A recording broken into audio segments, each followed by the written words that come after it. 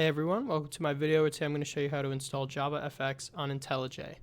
So the first thing I want to show you that JavaFX is natively installed in JDK 8. So let me show you this by creating a new project. And then for the project SDK, I'm going to use 1.8, which is Java version 8. And then over here, I'm going to click JavaFX. Next, I'll just name this, let's say, JDK 8. And now you can see that the project is being created. We have the main, the controller, and the fxml. And so everything is already installed. So all I would have to do is just press play, and then you would see that the application runs. So let me show you where the JDKs are installed and where JavaFX would be in JDK 8. So if I go here, usually Java, the default location would be in Program Files, Java, and then here are your JDKs. So you can see right here, JDK 1.8 is Java 8. If you click on it, you can even see the JavaFX source folder. So you can click on here, you can see all the Java files that were used to create it. So you can see these are all the Java files used to create JavaFX, and the actual executable Java file or jar file is located in JRE, then lib, ext, and this one right here, JFX. This is the actual jar file that is used to run JavaFX. Now, if you want to install JDK 8 or Java 8 so that you can use JavaFX like that, you would just do Java JDK download in Google or Bing or whatever, and then go up here to oracle.com, Java SE downloads, and it is down here, Java 8 version, and then 261. And so you just do JDK download and download it, and I actually have a video that I will post above right now that I can show you how to download JDKs, so go check that out. The only difference though from that video is once you've just installed that version of Java here, you will have JDK 1.8.261 and you will also have JRE 1.8.261. What you should just configure into IntelliJ should just be this here, JDK 1, you can see you have JavaFX again, and it also has the JRE built in, so you don't need to actually do anything with this here. On the other hand, if you're not using Java 8, what you should do is you should go onto Google again and you should type in JavaFX and then Gluon. And Gluon is the website where you can download the JavaFX files from. And so once you've loaded it up, you will see you have all of these here. JavaFX long-term support, latest release. I would usually go for the long-term support and just look for your operating system. Here we're using Windows. So we're using Windows SDK, which would be this one right here, and just download it. And now that it is downloaded, you can just open it up from the downloads. And what I like to do is I'm going to cut it from downloads. I'm going to paste it somewhere where I like to keep all my Java libraries. And so I have this folder here called Java Libraries. I already have a JavaFX, but just ignore that for now. I'm going to paste it in here. And then what you want to do is you just want to extract all. So extract everything into this location. Now once it has been extracted, just open it up.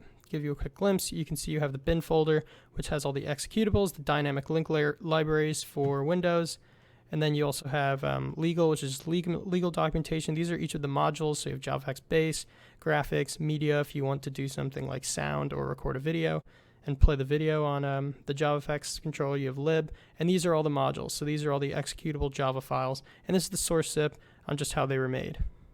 So now that we've installed JavaFX, let's install it into IntelliJ so that we can use it with different Javas besides Java 8. So I'm just going to make a new project. I'm going to, instead of SDK, let's say I'm going to use 12 this time. I'm going to make a JavaFX application again. I'm going to click Next. Let's name this one JDK 12. So now you can see once again we've got the fxml and main, but of course everything is in red because we don't actually have that as part of the JDK 12 package. So now what you want to do is you want to go to project structure, which you can do either here or you can go to file, project structure, and then you want to go to global libraries right here, and you want to click add because you want to add a global library, which will be JavaFX. And then what you want to do is you want to go to where you installed your Java library, which I made a folder here, and you can see here it is right here that the JavaFX that we downloaded. You should also notice sometimes if you click down, it doesn't load right away, and you might have to do it a couple times for this to appear. But once it does, what you want to do is you want to add all the jar files. So I'm going to do Control, Shift, and then click down here so it selects them all, and press OK. And now add these to JDK 12. And so now I'm just going to give this a name. I'll just name it JavaFX. and I can click apply, and then OK. And you can see everything now is no longer in red. So when we run this application, we will still get an error. And so even though we've installed into the global libraries, what we have to do is we actually have to show the Java virtual machine where these modules are that we are going to be using with JavaFX. And this can be done through clicking up here and clicking to, so once you've run it, you'll get up here and you click Edit Configurations. And you have here Virtual Machine Options. And what this basically is this is the same as, say, you go into the command prompt and you type Java, because Java is basically, with this command is the Java virtual machine that will run everything. And so if you do something like list modules, and it lists all the modules you have, and then the version, so you can see you have like java.base, which is probably something that says it's missing here, or it's missing like JavaFX.graphics. This list modules is the same as putting list modules in here. So if I go like this, list modules. So that's the same thing there. And so to actually show the location of these modules, the first thing we need to do is module path.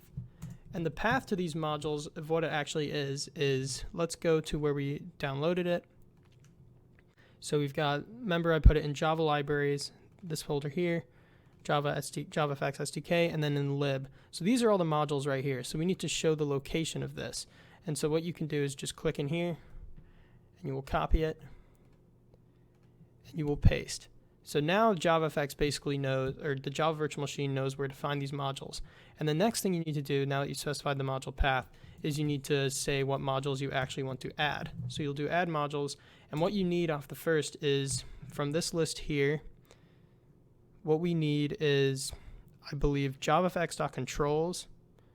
So I'll do add modules JavaFX.controls, and I also believe we need JavaFX.fxml, because we're using the controls here. You see we've got the stage and the scene, which are controls, and then we're using fxml.